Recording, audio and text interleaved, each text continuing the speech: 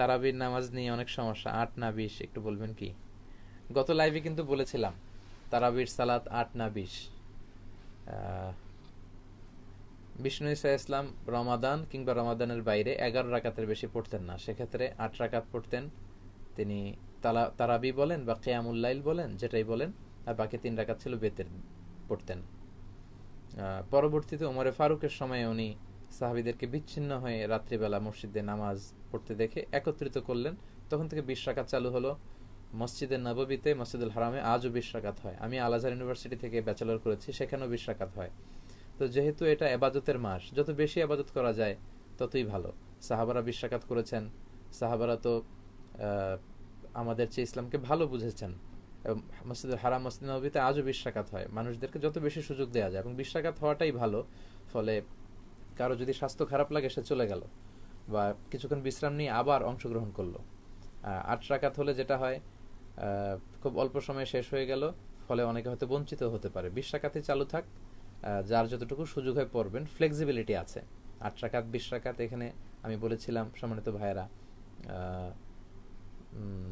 Quantity ধর্তব্য না, মানে কয় রাকাত এটা বেশি গুরুত্বপূর্ণ না, গুরুত্বপূর্ণ কোয়ালিটি, কত ধীরস্থির ভাবে, কত স্মুথলি আপনি পড়ছেন। আলহামদুলিল্লাহ, আমি তো মালয়েশিয়াতে তারাবি পড়ি, কত চমৎকার ধীরস্থির ভাবে যে তারা পড়ে। মিশরে তারাবি পড়েছি, কত ধীরস্থির ভাবে পড়ে। হেরেম শরীফে কত ধীরস্থির ভাবে পড়ে।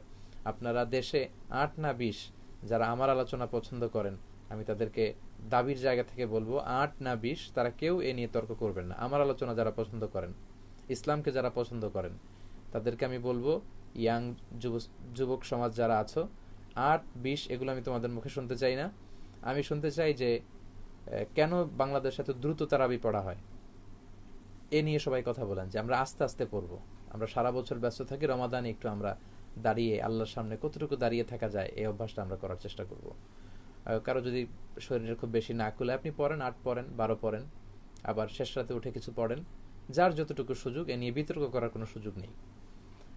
বিধর্মীদের সাথে ইফতার করা যাবে কিনা? জি, বিধর্মীদের সাথে ইফতার করা যাবে ইনশাআল্লাহ।